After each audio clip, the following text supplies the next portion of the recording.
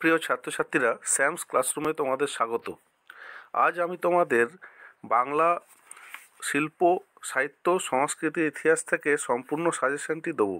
2024 সালে যারা ফাইনাল পরীক্ষা দেবে তাদের জন্য খুবই গুরুত্বপূর্ণ। তাহলে প্রথমেই আমরা চলে আসি, গত বছর অর্থাৎ 2023 সালে যে প্রশ্নগুলি এসেছিল তা তোমরা জানো, তবুও আমি আরেকবার বলে দিই, তাহলে বুঝতে পারবে যে কি কি পরীক্ষায় এসে গেছিলো। রবীন্দ্রসঙ্গীত এসেছিল, সত্যজিৎ রায় এসেছিল, অবনীন্দ্রনাথ ঠাকুর এসেছিল এবং কুস্তি চর্চা এসেছিল। বিজ্ঞান চর্চা থেকে কোনো প্রশ্ন আসেনি। তাই এবারে বিজ্ঞান চর্চাটা খুবই গুরুত্বপূর্ণ। বিজ্ঞান চর্চা বলতে বিজ্ঞান এবং চিকিৎসা বিজ্ঞান দুটি মিলিয়েই। তো আমি তোমাদেরকে বলবো, এবারে তোমরা বিজ্ঞান চর্চা থেকে সম্পূর্ণ সাজেশনটি ফলো করবে।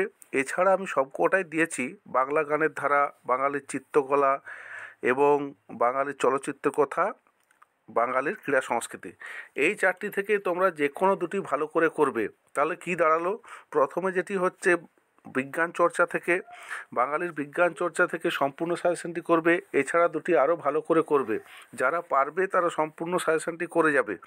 যে সমস্ত ছাত্রছাত্রীরা মনে করছো যে না এতটা আমি পারবো না, তারা এই দুটি করে যাবে, বিজ্ঞান চর্চা এবং আলাদা যে কোনো দুটি তোমরা ভালো করে করবে। তাহলে চিকিৎসা বিজ্ঞানে কাদম্বিনী বসু গঙ্গোপাধ্যায়ের অবদান আলোচনা করো। তারপরের যে প্রশ্নগুলি আছে দেখো, চিকিৎসা বিজ্ঞানে বিধানচন্দ্র রায়ের অবদান আলোচনা করো। এটা করবে, টেস্ট পেপারে বিভিন্ন জায়গাতে এই কোশ্চেনটি এসেছে, তাই এই কোশ্চেনটি আমি তোমাদের দিলাম। বিজ্ঞান চর্চায় আচার্য জগদীশচন্দ্র বসুর অবদান আলোচনা করো। বিজ্ঞান চর্চায় প্রফুল্লচন্দ্র রায়ের অবদান আলোচনা করো। বিজ্ঞান চর্চায় সত্যেন্দ্রনাথ বসুর অবদান আলোচনা করো। ঠাকুরবাড়ির বিজ্ঞান চর্চা সম্বন্ধে সংক্ষেপে লেখো। তাহলে এই কটি বিজ্ঞান চর্চা থেকে করে নিলে তোমরা মোটামুটি কমন পেয়ে যাবে। এরপরে আসি বাঙালির চিত্রকলা। এখানে পট শব্দের অর্থ কী, এই শিল্পধারার সংক্ষিপ্ত পরিচয় দিয়ে কালীঘাট পট শিল্পের গুরুত্ব আলোচনা করো।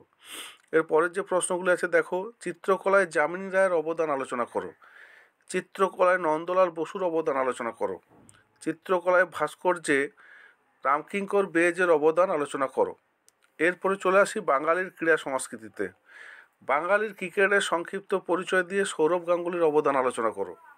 অথবা আন্তর্জাতিক স্তরে সুনাম অর্জন করেছেন এমন একজন বাঙালি ক্রীড়াবিদের কৃতিত্বের পরিচয় দাও।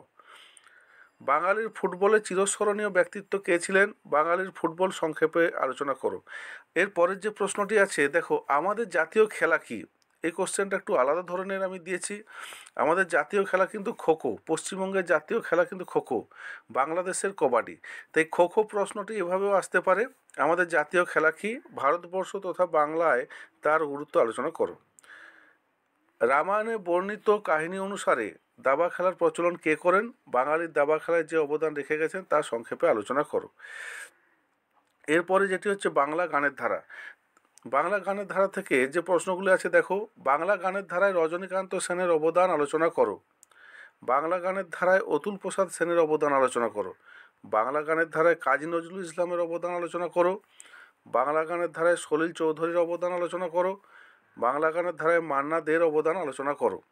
আর যে আছে শেষের প্রশ্নটি, সেটি হচ্ছে লোকগান কাকে বলে বা লোকগান বলতে কি বোঝো, যে কোনো দুটি লোকগানের সংক্ষিপ্ত পরিচয় দাও। আমি কয়েকটি নাম দিয়ে দিচ্ছি, ভাটিয়ালি, সারি, টুসু, যে কোনো দুটো ভালো করে করবে। এরপর যেটা আসছে সেটা হচ্ছে বাংলা চলচ্চিত্রের কথা। বাংলা চলচ্চিত্রে মৃণাল সেনের অবদান আলোচনা করো। বাংলা চলচ্চিত্রে ঋত্বিক ঘটকের অবদান আলোচনা করো। বাংলা চলচ্চিত্রে তপন সিংহের অবদান আলোচনা করো। তাহলে এগুলি করতে হবে তোমাদের। আমি আরেকবার বলেছি, বাঙালির বিজ্ঞান চর্চা থেকে ভালো করে করবে এই টপিকটা, কারণ গত বছর এটি আসেনি। এছাড়া যে কোনো দুটি ভালো করে করবে, বাংলা গানের ধারায় করো বা চলচ্চিত্র করো, বা এদিকে তোমরা চিত্রকলা করো বা বাঙালির ক্রীড়া সংস্কৃতি করো। তোমরা ভালো করে মোটামুটি এই চারটি টপিকের দুটি ভালো করে করবে।